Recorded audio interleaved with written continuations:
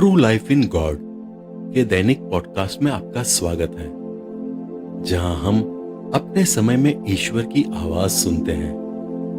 हम उन्हें सचमुच जान पाते हैं और उनके साथ एक और भी निजी रिश्ता बना पाते हैं। एपिसोड 29। मेरा चिन्ह खींचो। 9 अप्रैल 1987। जब मैं स्विट्जरलैंड में थी, मैं सोचती थी कि एक दिन मेरा घर कहाँ होगा। हम लोग अब भी सब तरफ देख रही थी, इधर उधर भटक रही थी। मेरी उपस्थिति का अनुभव करो। मैंने प्रभु यीशु को अपने हृदय की ओर इंगित करते देखा। तुम्हारा घर यहाँ है, ठीक मेरे हृदय के मध्य में। पुत्री, आत्माओं को आकर्षित करके मुझे महिमान्वित करो। मेरी बड़ी बहन ने पहली बार इस संदेश के बारे में सीखा। उसने पिछले 5 प्रतिलिपियों को पढ़ा। इसका असर यह हुआ कि पिछले 8 सालों से अपनी चचेरी बहन से जो पारिवारिक झगड़ा था, उसे अंत करना था। वे अब फिर से अच्छे दोस्त बन गए थे। इस संबंध में मैंने एक शब्द भी नहीं कहा। उसके बाद वह अपनी जगह रोदेस चली गई। उस पहली रात को उसने अपने पति से बातें की। पहली बार उसे अपनी पत्नी से ज्यादा आघात पहुंचा। दोनों ने एक साथ उस संध्या को किताब नंबर 5 और 6 पढ़ी। इसके पश्चात वे सोने गए, परंतु उसे नींद नहीं आई।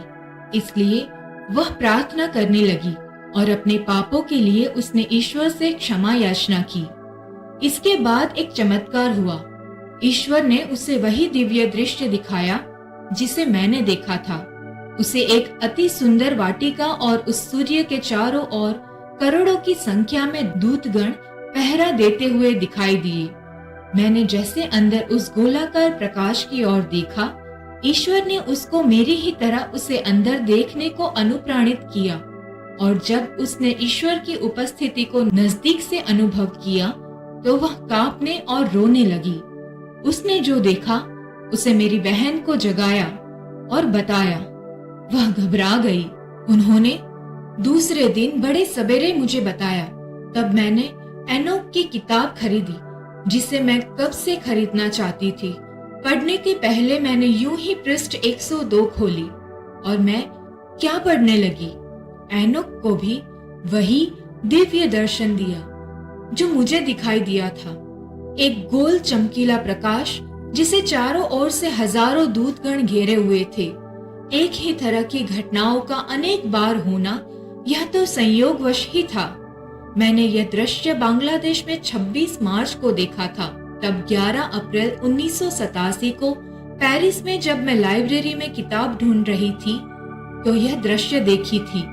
मेरे पांव मेतानोया नामक किताब पर पड़ा और मैंने देखा तो वह किताब का आवरण था।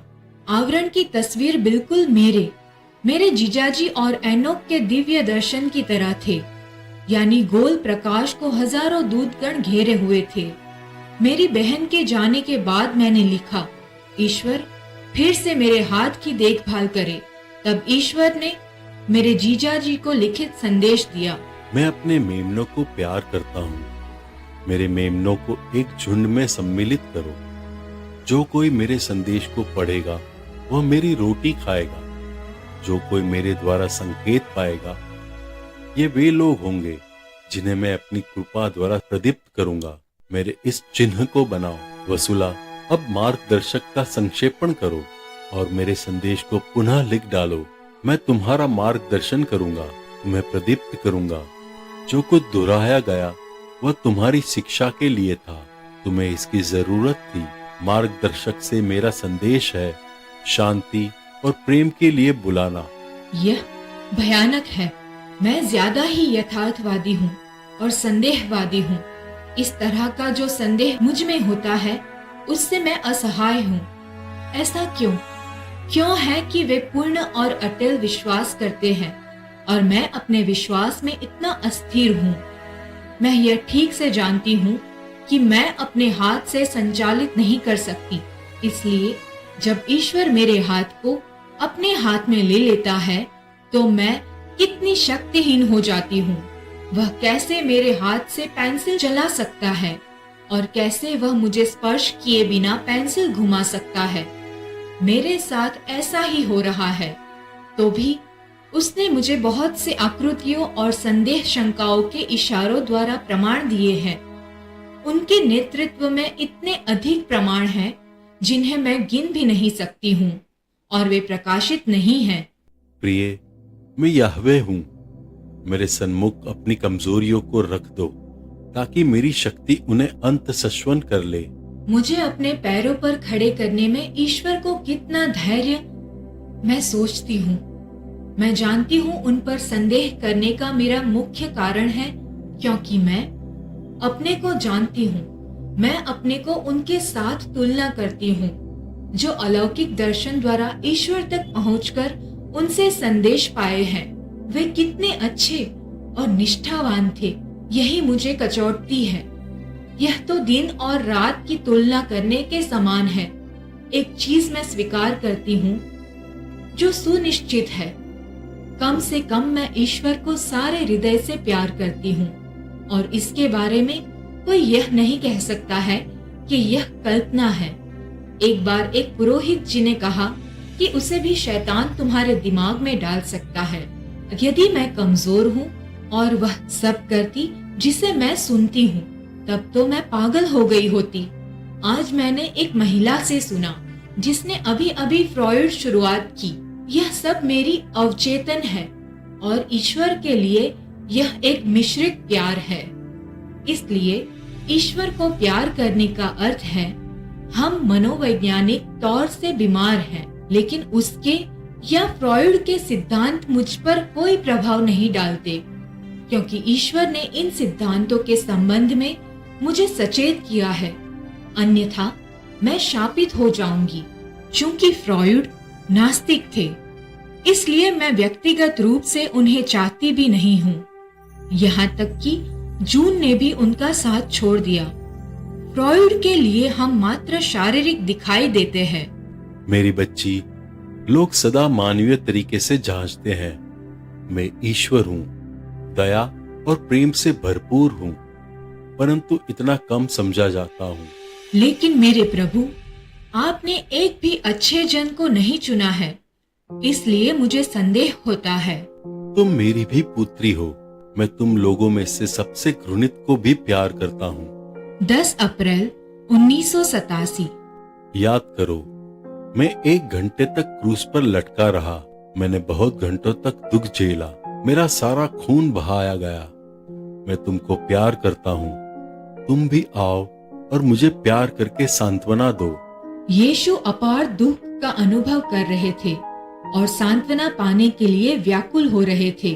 वह इन दिनों लगातार मुझे अपने क्रूसारोपण तथा प्रतीकों के द्वारा स्मरण दिला रहे थे। कभी कभी मैंने उसकी उपस्थिति को ऐसे साक्षात रूप में महसूस किया मानो मैं उन्हें स्पर्श कर सकती थी। मैं उस हवा का अनुभव कर सकती हूँ जो मेरे पास से उनके गुजरने का मुझे आभास देती है। पुण्य बृहस्पतिवार 10 अप्रैल 1987। वसूला, मैं अपनी गिरजा में उपस्थित था। मैं अपने क्रूस के सामने से गुजरा। मैं कुछ क्षण के लिए तुम्हारे सामने रुका। मेरी पुत्री, पिछले कई सालों से मैं यह इंतजार कर रहा था तुम मेरी इस गिरजा में होती जो मुझे इतना प्रिय है। मेरे प्रभु और मेरे मुक्तिदाता, आपने सचमुच मेरी खोज की और मुझे पाया है तथा मुझे अपने पास गिरजा में लाया है। ये वर्षों से आप वर्षों इंतजार करते रहे। मैं अपने क्रूस के सामने उपस्थित रहा और जो कोई मेरी आराधना करने आया, मैंने उन्हें आशीर्वाद दिया। पवित्र क्रूस गिरजा के मध्य अवस्थित है, अतः हर एक ने बारी बारी से आकर उसका चुंबन किया। गुड फ्राइडे यानी पुण्य शुक्रवार 17 अप्रैल 1987। पुण्य शुक्रवार को पवित्र मिस्सा के बाद पुरोहित जी यीशु की कब्र पर चढ़ाए हुए फूलों को बांटते हैं। वे लोगों को फूल के गुच्छे देते हैं। मुझे सिर्फ 3 फूल मिले, जिसका अर्थ मैंने समझा कि यह एक सांकेतिक चिन्ह है। जिसे ईश्वर ने पवित्र द्रव्य संबंधी मेरी समस्या को याद दिलाने के लिए दिया है। 2 दिन बीत गए, कुछ नहीं लिखा। इसका मुझे भारी एहसास हुआ। जैसे प्रायः मैं अपने मनन चिंतन से लिखती हूँ और ईश्वर से संपर्क करके उनकी अनुभूति का गहरा अनुभव करती हूँ। मेरे ईश्वर, यह तो लंबे समय से है। कितना लंबा? 2 दिन। 2 दिन वसूला, और मैंने तो तुम्हारा वर्षों से इंतजार किया है। तब मैं क्या कहूँगा? मैं मौन हूँ प्रभु यीशु। आपको मैंने बहुत पीड़ा पहुंचाई है, इसके लिए मुझे खेद है। आप मुझे क्षमा कर दे। आओ, मैं तुम्हें माफ करता हूँ। मैं अपने प्रिय आत्माओं से यही चाहता हूँ कि सब मुझे अपने हृदय में कुछ मिनटों के लिए कैद कर ले, ताकि मैं उनमें अपना असीम प्यार उड़ेल सकूं। प्रभु यीशु ने इस बात को बहुत ही विनम्रता और प्रेम से कहा। जब ईश्वर मुझे कुछ महत्वपूर्ण संदेश देते हैं, तो शैतान व दुष्ट आत्मा मुझ पर आक्रमण करते हैं। भौतिक रूप से नहीं, अपितु वह मेरे लेखन कार्य के मार्गदर्शन में अपने को प्रकट करते हुए मेरी बेइज्जती करता है और मुझे श्राप देता है। मैं यह इसलिए जानती हूँ क्योंकि ईश्वर के द्वारा मैंने उनके शब्द को जानना और पहचानना सीखा है। प्रायः मैं उसे क्रोधात्मक पैदा करने वाले शब्द के प्रयोग से मना करती हूँ कि वह जो उन्हें खत्म कर दे। यदि वह मेरे ध्यान से हट जाता है, तो ईश्वर मेरे हाथ को रोकते हैं और वह लिख नहीं सकता है।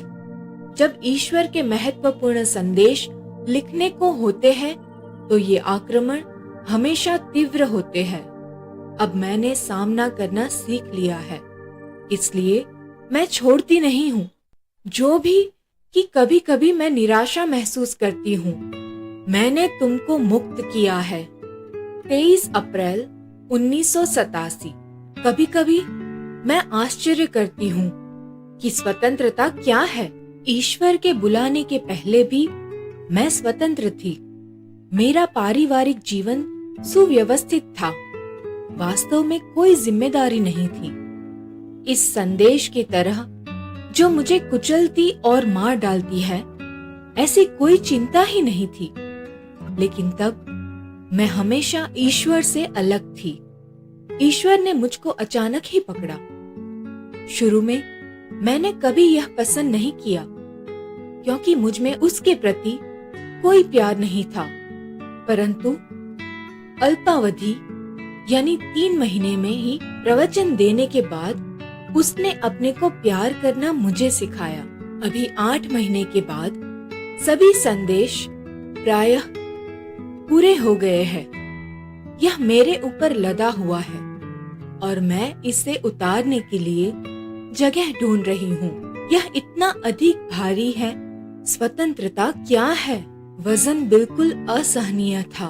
मैं तुम्हारा प्रभु बताऊंगा कि स्वतंत्रता क्या है। लिखो, जब तुम्हारी आत्मा अपने सांसारिकता से अलग होकर व्याकुलता से मेरी ओर अभिमुख होकर मुझ में चली आती है, वह स्वतंत्रता है। मैं ईश्वर ने आकर तुमको मुक्त किया। अब तुम स्वतंत्र हो। वसूला, जब तुम इस संसार से जुड़ी हुई थी, तब तुम उनके सब प्रलोभनों से जकड़ी हुई थी। अब तुम्हारी आत्मा कपोत की तरह मुक्त हो गई है। तुम पिंजड़े में बंद थी। प्रिय, तुम बंदी बना ली गई थी। अब तुम्हारी आत्मा स्वतंत्रता से यात्रा करे। उसे अपनी इस स्वतंत्रता का आभास होने दे। मैंने सब आत्माओं को यह कृपा प्रदान की है, किंतु कितने लोग मेरी इन कृपाओं का तिरस्कार करते हैं। फिर से तुम इन सांसारिकता में न उलझो, बंध न जाओ और न ही कैद कर ली जाओ। मैंने तुमको मुक्त कर लिया है। जब मैं वहां से गुजर रहा था, तो मैंने तुमको तुम्हारे पिंजड़े में शिथिल एवं निर्जीव पड़ा देखा। वसूला, यह कैसे हो सकता है कि मैं तुम्हें देखूं और मुक्त ना करूं? मैंने आकर तुम्हारे पिंजड़े को तोड़ा। तुम्हें इतनी चोट लगी थी कि उड़ने में तुम्हारी पंखें कामयाब न रही, अतः मैं तुमको अपने आश्रय में ले आया, तुम्हें धीरे धीरे चंगा किया और फिर से उड़ने के लिए छोड़ दिया और अपनी छोटी कपोत को स्वच्छंद अपनी मंजिल जहां से प्रारंभ से उसे होना चाहिए कि और उड़ते देखकर मेरा हृदय कितना आनंदित है। मैं तुम्हारे प्रभु ने तुमको मुक्त किया, मैंने तुमको सुरक्षित रखा है, मैंने दुर्गति से तुमको बचा लिया। मेरी आंखें कभी अपने से उन्हें ओझल होने नहीं देती। मैं अपनी कपोत को मुक्त उड़ते देखता हूं और जानता हूं कि तुम मेरे पास ही सदा लौट आओगी, क्योंकि तुम अपने उद्धारक और प्रभु को पहचानती हो। तुम्हारी आत्मा को मेरे स्नेह की आवश्यकता है और तुम जानती हो कि अब मेरा निवास मेरे हृदय में है, जहां तुम्हारे रहने की मैं सदा कामना करता हूं। अब से तुम मेरी हो और मैं तुम्हारा स्वामी हूं, जो तुम्हें प्यार करता है। मुझे स्विट्जरलैंड जाने का विचार आया, परंतु डरती हूँ कहीं वहां जाकर मैं बदल न जाऊं। वसुला, मैं तुमको अकेले फिर यात्रा करने नहीं दूंगा। परंतु प्रभु, वहां की हवा दूषित हो गई है। डरो मत, मैं सदा तुम्हारे पास रहूंगा, तुमको स्वच्छ करता रहूंगा। तुम्हारा वहां होना मेरे अपने कारण है। मैं सोच रही थी, मेरा वहां होना ईश्वर के लिए क्या कारण हो सकता है। तब मैंने पूछा, मैं चाहता हूं मेरे बीज यूरोप में बोए जाएं। वसुला, तुम मेरे बोने वाली बनो। जो मुझे घायल करते हैं उनके साथ रहो।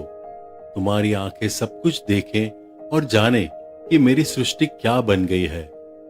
तुम्हारा दिल महसूस करे कि मैं उनके द्वारा कितना कम जाना जाता हूं।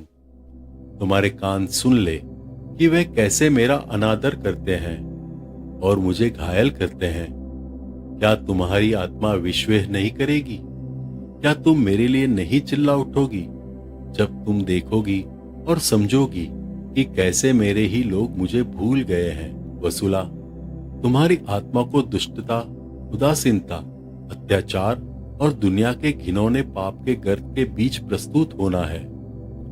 कपोत की तरह उनके ऊपर उड़ते हुए तुम दुनिया के प्रत्येक कार्य को बड़ी दुखद अनुभव के साथ देखोगी। तुम मेरी बलि होगी, तुम ही मेरे लक्ष्य होगी। शिकारी की तरह शिकार को घेर लेने के बाद वे तुम्हारा शिकार करेंगे और अपने हथियारों से तुम्हें उत्पीड़ित करेंगे। वे उनके लिए ऊंचे दामों पर तुम्हारी नीलामी करेंगे, जो सर्वनाश करेंगे। मेरे प्रभु, मुझे क्या होगा?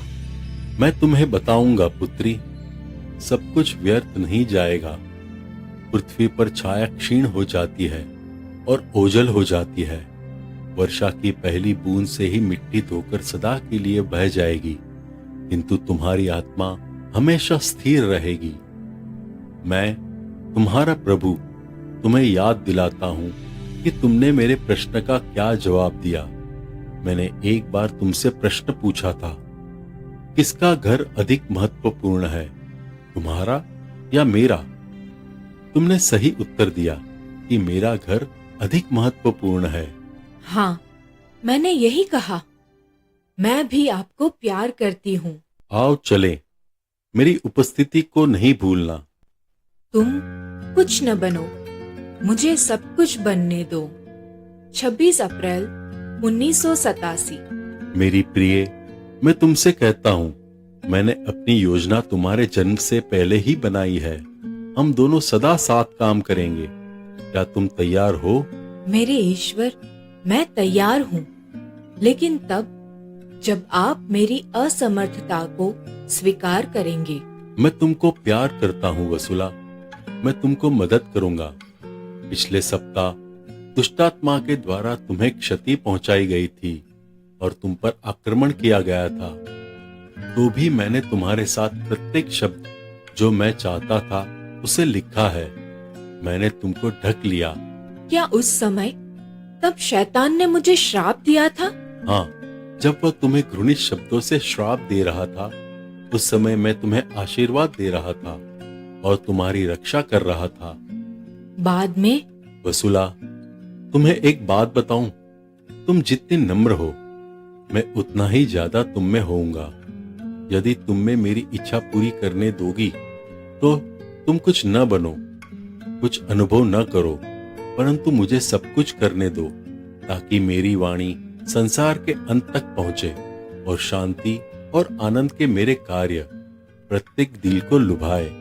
मुझे तुम्हारी दुर्दशा का स्मरण दिलाने दो, जिसे याद दिलाकर मैं अपनी दी गई कृपाओं के द्वारा तुम्हें उल्लसित होने से रोकूंगा।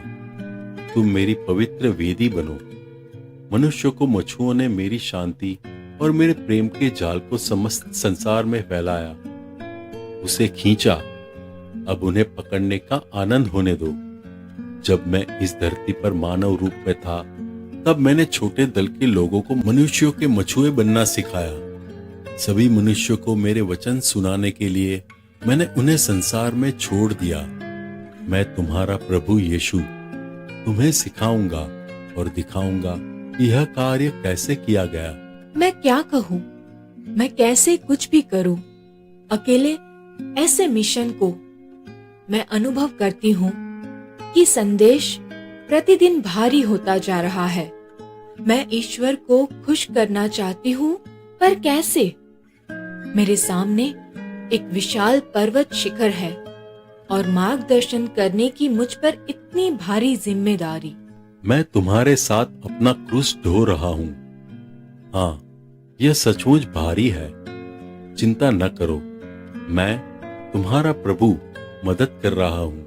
मेरे पास रहो, मैं तुम्हें कभी नहीं छोड़ूंगा। कार्य को जारी रखने के लिए प्रभु यीशु मुझे प्रोत्साहित कर रहे हैं, परंतु यह बहुत भारी है। वसूला, क्या अब तक मैंने तुम्हारा साथ नहीं दिया है तो मैं तुम्हें छोड़ दूं? मुझ पर विश्वास करो। संपूर्ण रूप से अपने को मुझ पर छोड़ दो। जिसे मैंने प्रारंभ किया और शुभ माना है, उसे मैं अवश्य पूरा करूंगा। आपने अभी अभी true life in God podcast सुना है। कल हम फिर एक नए एपिसोड के साथ आपसे मिलने के लिए उत्सुक हैं।